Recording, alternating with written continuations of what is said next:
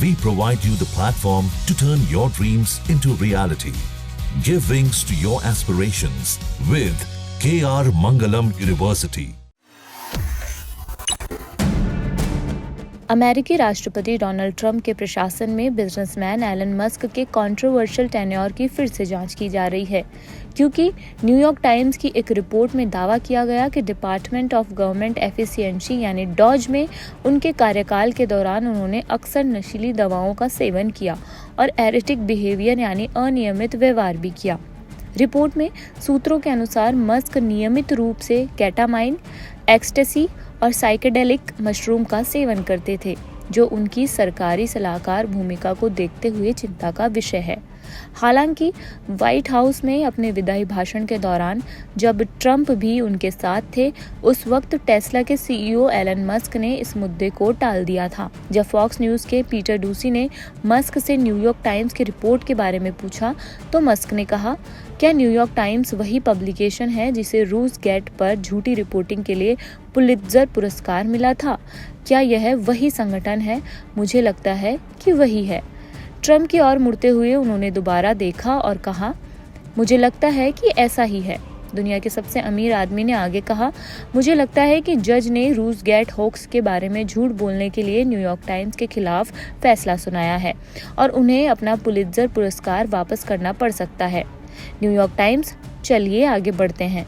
इसके अलावा जब व्हाइट हाउस के deputy chief of staff Stephen Miller से मस्क के नशीली दवाओं के उपयोग के बारे में चिंताओं के बारे में पूछा गया तो उन्होंने इस विषय को टालते हुए कहा, हम जिन दवाओं के बारे में चिंतित हैं वे दक्षिणी सीमा पर आने वाली दवाएं हैं। अगला सवाल। हालांकि मस्क ने पत्रकार डॉन लेमन के साथ मार्च 2024 के इंटरव्यू में सार्वजनिक रूप से दावा किया था कि उन्होंने केटामाइन को केवल हर 2 सप्ताह में छोटी खुराक में लिया था, लेकिन अंदरूनी सूत्रों का कहना है कि उन्होंने इसका उपयोग बहुत अधिक बार किया है, कभी कभी रोज भी किया है, जिससे कथित तौर पर मूत्राशय की समस्याएं हुई हैं।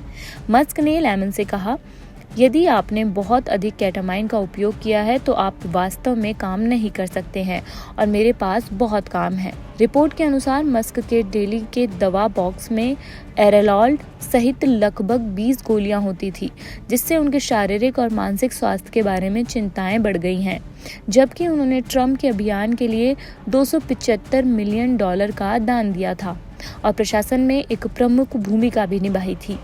जैसे जैसे ट्रंप प्रशासन में मस्क का प्रभाव बढ़ता गया, वैसे वैसे उनके अप्रत्याशित आचरण की खबरें भी सामने आने लगी। उन्होंने कथित तौर पर कैबिनेट सदस्यों का अपमान किया और एक राजनीतिक रैली के दौरान नाजी सलामी जैसा इशारा भी किया था, जिसके कारण व्यापक प्रतिक्रिया हुई। पूर्व मंत्री और पब्लिक थिंकर सैम हैरिस ने जनवरी के एक समाचार पत्र में टिप्पणी दी थी।